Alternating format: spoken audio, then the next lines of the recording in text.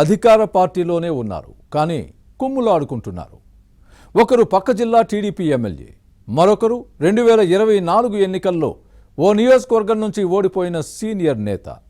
పొరుగు జిల్లా ఎమ్మెల్యే నా స్థానంలో పెత్తనం చేయడమేంటన్నది పరాజయం పాలైన నేత వాదన. కానీ గతంలో తాను అక్కడి నుంచే గెలిచి మంత్రిగా పనిచేశాను అన్నది పక్క జిల్లా ఎమ్మెల్యే మాట. దీంతో ఇద్దరి మధ్య వర్గపోరు ఆ నియోజకవర్గంలో నిప్పు రాజేసింది. ఇంతకీ ఎవరా నేతలు, వారి స్థానాలేవి? పక్క జిల్లా ఎమ్మెల్యే మరో నియోజకవర్గంలో పెత్తనం కోసం ఎందుకు ప్రయత్నిస్తున్నారు? దీని వెనుక ఉన్న మర్మం ఏంటి? Was this inside story?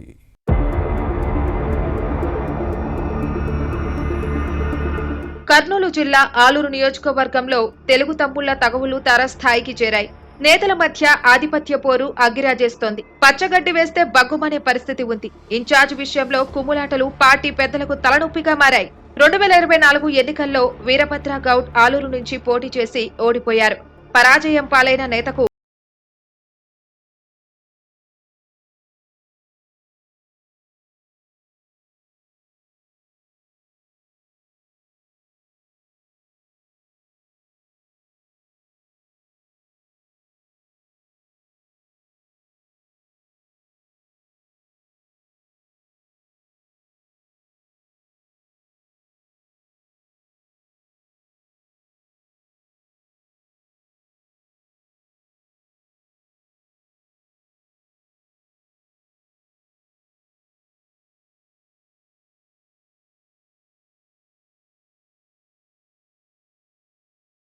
లో ఎంటర్ అవడంతో పరిస్థితి మళ్లీ మొదటికొచ్చింది.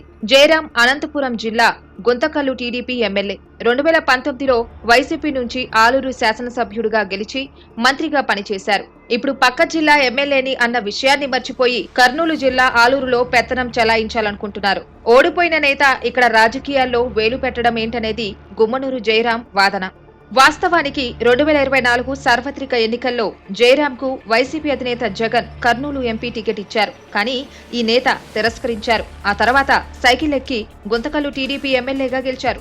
అప్పటి నుంచి ఆలూరు గురించి మర్చిపోయారు. ఇన్ఛార్జ్ విషయంలో వీరభద్ర గౌడ్, మీనాక్షి నాయుడు మధ్య ఆధిపత్య పోరు నడుస్తున్నా పట్టించుకోలేదు. అయితే రీసెంట్ గా ఎమ్మెల్యే గుమ్మనూరు జయరాం తన సొంత నియోజకవర్గం ఆలూరు టీడీపీ పాలిటిక్స్ లో జోక్యం చేసుకున్న తర్వాత మరోసారి వర్గపోరు బగ్గుమంటోంది.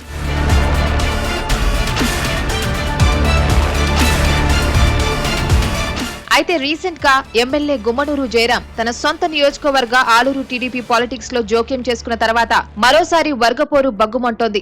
దేవరగట్టు మాల మల్లేశ్వర స్వామి ఆలయం ఈ ప్రాంతంలో పుణ్యక్షేత్రం. దసరాకు, బన్నీ ఉత్సవాలకు బాగా ఫేమస్. మల్లేశ్వర స్వామి విగ్రహాన్ని సొంతం చేసుకునేందుకు జరిగే కర్రల సమరం రక్తమోడుతోంది. అటువంటి దేవరగట్టు మాల మల్లేశ్వర స్వామి ఆలయ హుండీ లెక్కింపు కార్యక్రమానికి జయరాం హాజరయ్యారు. ఆ సమయంలో చేసిన హాట్ కామెంట్స్ టీడీపీలో చిచ్చురేపాయి. ఆలూరులో ఓడిపోయిన నేత పెత్తనం చల్లదంటూ పరోక్షంగా వీరభద్ర గౌడ్ ను ఉద్దేశించి చేసిన వ్యాఖ్యలు రాజకీయంగా కాకరేపుతున్నాయి. తాను ఎమ్మెల్యేనని, త్వరలో ఆలూరు టీడీపీలోకి భారీగా వలసలు ఉంటాయని ప్రకటించడం తీవ్ర దుమారం రేపింది.